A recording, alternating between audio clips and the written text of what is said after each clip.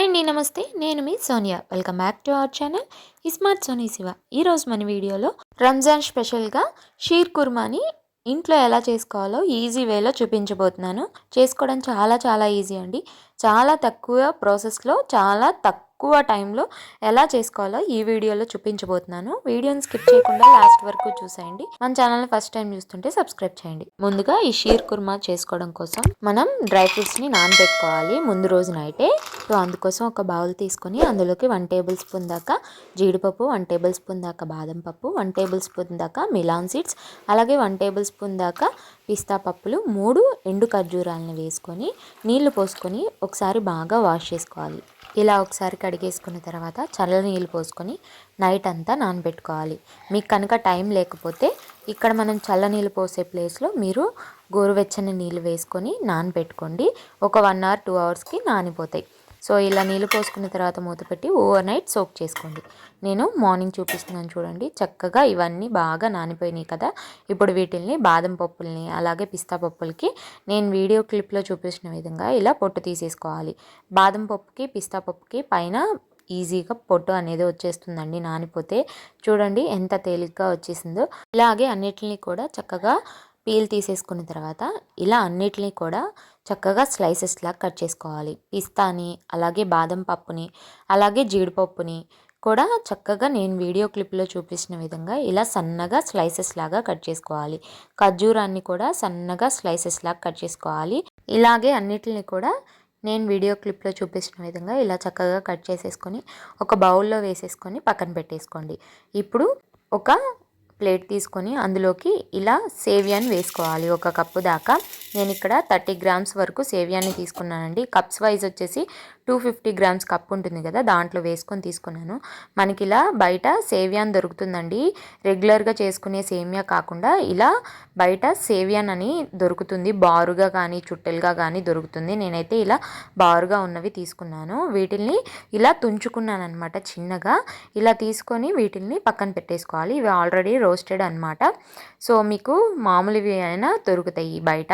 So ఇప్పుడు stove మీద pan పెట్టేసుకొని అందులోకి 1 టేబుల్ స్పూన్ దాకా నెయ్యి వేసుకొని ఇందులోకి మనం నానబెట్టుకొని కట్ చేసి పెట్టుకున్న డ్రై ఫ్రూట్స్ని వేసేసుకోవాలి. వేసేసుకున్న తర్వాత వీటన్నిటిని కూడా 1 నిమిషం పాటు బాగా ఫ్రై చేసుకోవాలి ఈ నేతిలో.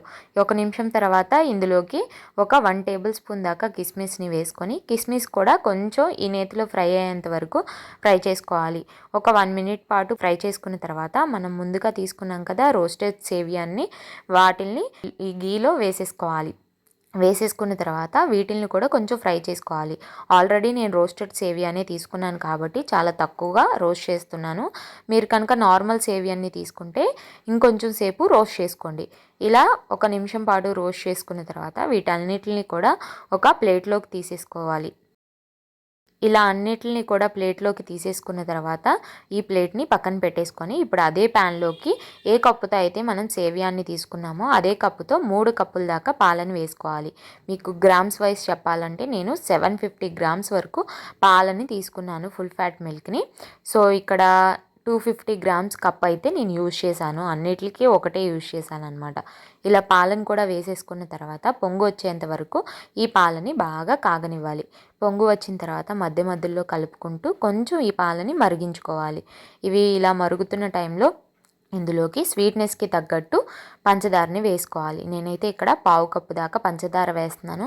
స్వీట్ ఎక్కువ తినే వాళ్ళైతే 1/2 కప్పు మీద ఇంకొక 1 టేబుల్ స్పూన్ దాకా ఎక్కువ వేసుకోండి, సరిపోతుంది. ఈ పంచదారని బాగా కరిగేంత వరకు కరిగించుకోవాలి. ఇలా పంచదార అంతా కరిగిపోయిన తర్వాత ఇప్పుడు ఇందులోకి ముందుగా ఫ్రై చేసి పెట్టుకున్న డ్రై ఫ్రూట్స్ అలాగే సేవియాన్ని వేసేసుకోవాలి. వేసేసుకున్న తర్వాత ఈ పాలల్లో సేవియాన్ని ఉడికించుకోవాలి. ఇక్కడ ఎక్కువసేపు ఉడికించుకోకూడదండి, సేవియాన్ని చాలా క్విక్గా ఉడికిపోతుంది.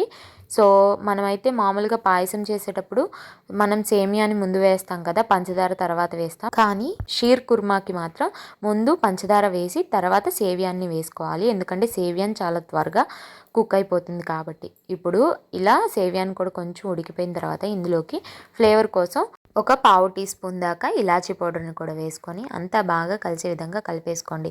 ఇలాచీ పౌడర్ వేసుకున్నప్పుడే మీకు ఇష్టమైతే కొంచెం కుంకుమ పువ్వు కూడా యాడ్ చేసుకోవచ్చు. కుంకుమ పువ్వు వల్ల టేస్ట్ ఏం మారదు. కలర్ అయితే చేంజ్ అవుతుంది.